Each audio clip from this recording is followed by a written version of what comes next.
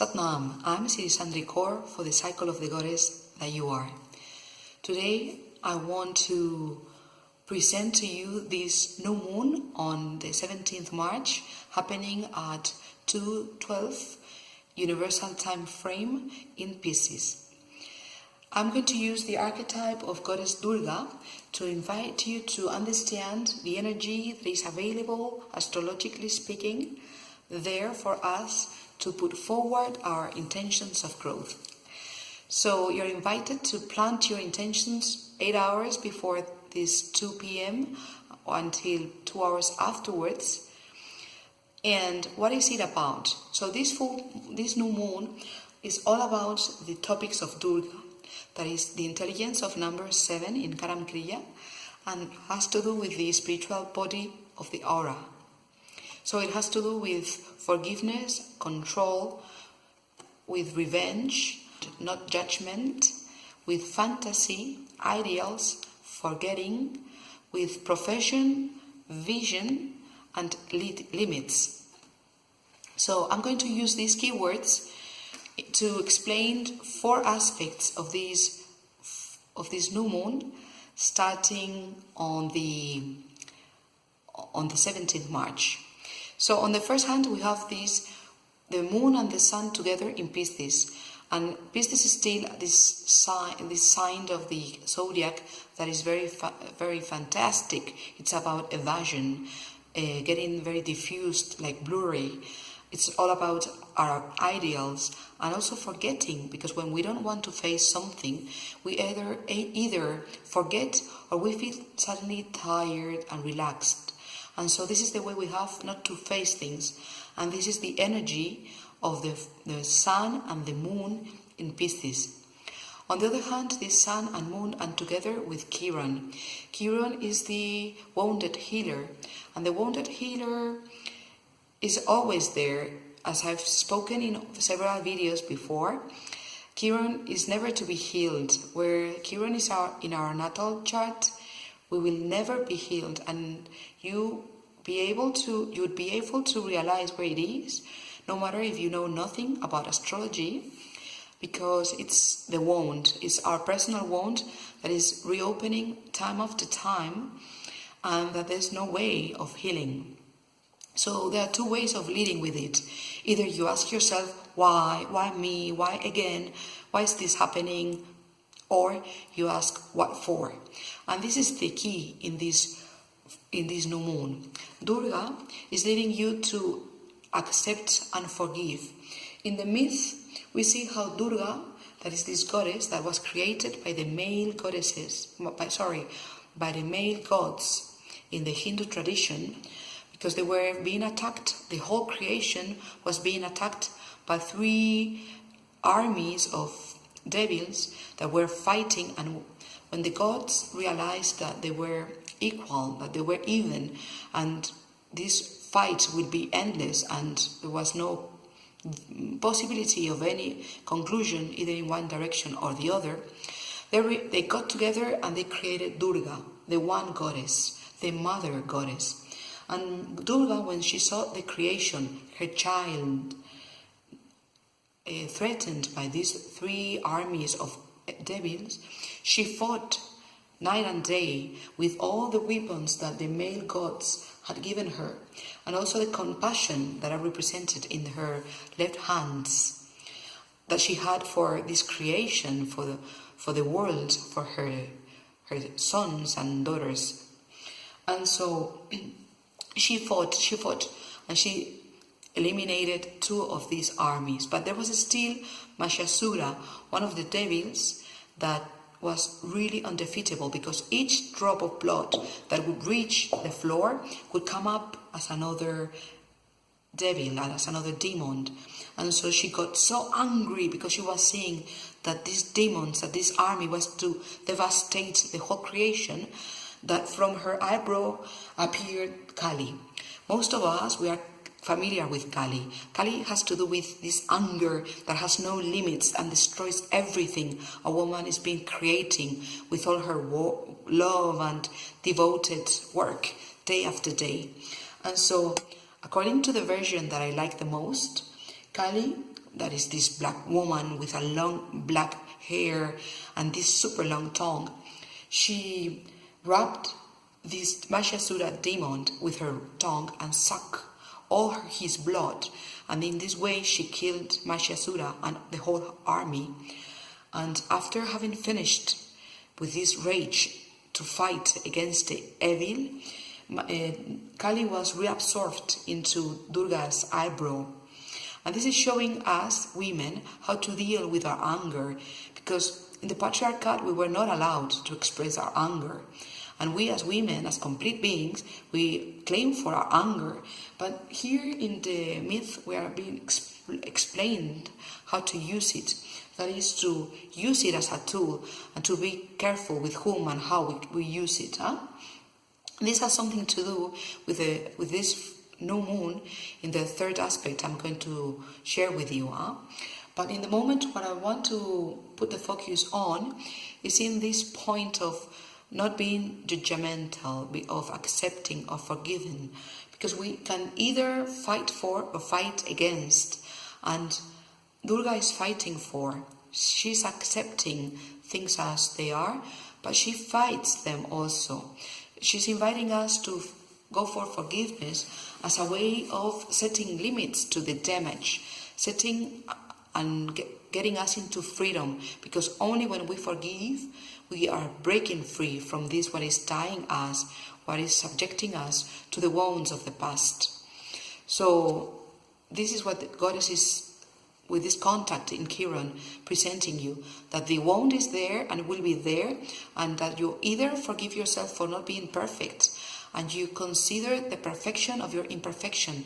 That has to do with number 9, with Ikati, but also has to do with, okay, Pisces, like my vision, that is number 7, no? My vision of myself and the world is bigger than these defects of mine, and so I go forward and I cope with them, knowing that fighting these defects of mine, like Durga fought with the evil, but staying with an overview, like where do I want to get, what is my vision, so that these defects of mine are not withdrawing me, but all the way around, that I see them as the source, as the fire that is emitting this light, that of course it's burning me and it's kind of uncomfortable and I don't like it, and if I could I would erase it. Number 11, no, this Nam goddess, no, we've been working with in the last 3 months. And so to see that this fire in which we are burning and burning in the will to become better is the light that we are projecting to the world. And so that staying in contact with this Chiron, with this wound, is like the staying in contact with our authenticity. And from this authenticity grows a beautiful light which we can use to illuminate ourselves and others.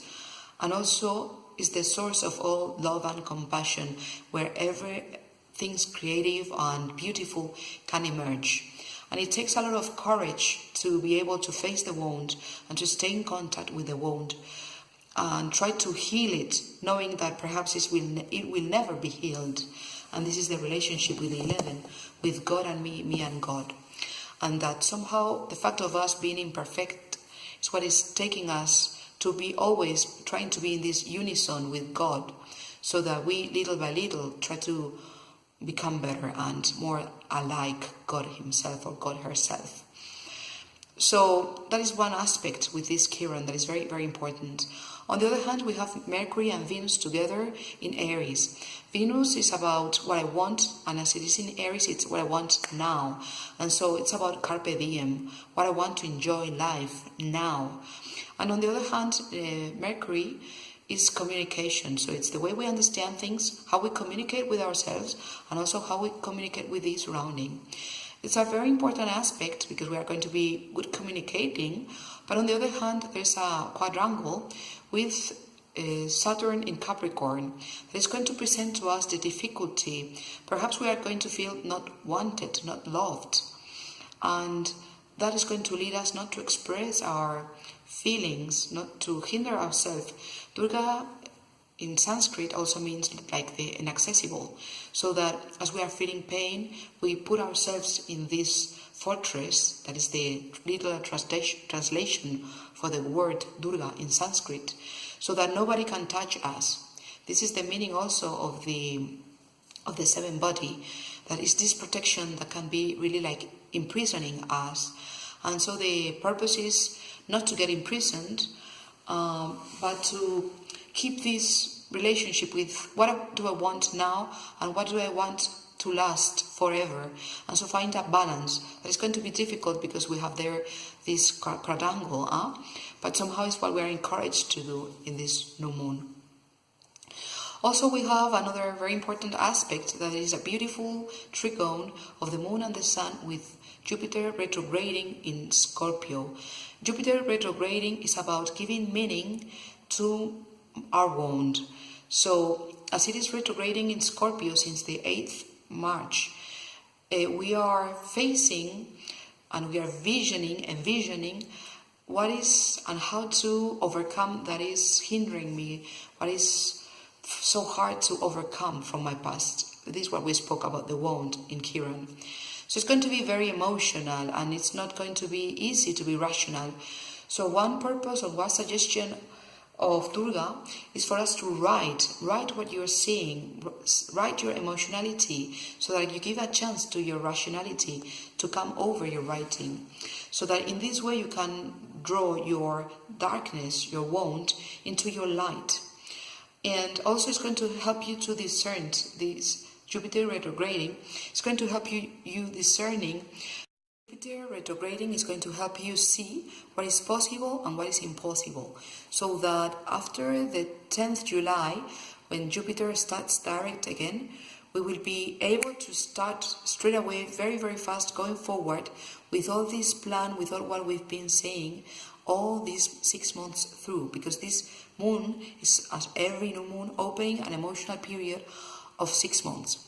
So a little bit to speak in like a broad drawing, what is coming ahead is that I would really like to say that these 2 hard months of working in our personal hardship, the difficult aspects of ourselves are finished. But the fact is that we've been working on ourselves and we will keep on working on ourselves. This full moon is a moon of hard work still. And we will be working hard for 6 months, while on the 23rd March, Mercury is starting retrograding. So all this meaning that we are understanding with Jupiter retrograding until the 10th of July. And the plan we will be starting to come up with from the 23rd March and on will help us work systematically and very hard on these topics that are really wound and very painful for us. So that after the eclipses of this summer, in September, we will be harvesting and getting all the fruits of all this hard work we are doing on ourselves. So this new moon is really Durga encouraging us to fight for our vision, fight for our child, fight for our dreams, and somehow, either when you are the physical kids of yours, or when they are your ideas, when they are your dreams, your vision on the world, is this what is being threatened somehow by your inner demons, the lies that you are telling yourself, the fantasies that we tell ourselves of, I'm not able, I'm not enough, I have this and this and this defect, it's impossible that I can do that. That's a lie that we tell ourselves, because we are stronger than what we believe. And so Durga is inviting you to set limits to your own mind and to go for it, and also set aside all this where you are giving yourself for nothing, so that you can see where you are overdoing yourself, and so that you can cut off all these excesses. So to focus in the important, so that after the 10th July you will be very, very fast and very, very efficient going forward and implementing all these that you've been seeing and working on for the coming 6 months. So Cerdi Kala, it's a really good moment to go for a winter cleaning, also spring cleaning, and also knowing that with this squared angle that we have with Mars in Sagittarius, the words that we say and what we do can be very irreversible. That means that it could be good to end with things you don't want, to set limits, and it's going to focus you a lot again in your profession and being productive, but that you have to be careful not to damage anybody with your words and things. So Satnam, I invite you to search for the rest of the info and how to work with Goddess Durga that you can find in my book, The Cycle of the Goddess That You Are, and go for it, because in the due time you will harvest, you will get all the benefits for this growth, for this personal work you are tackling in the moment. So Satnam, I hope it worked for you. Thank you.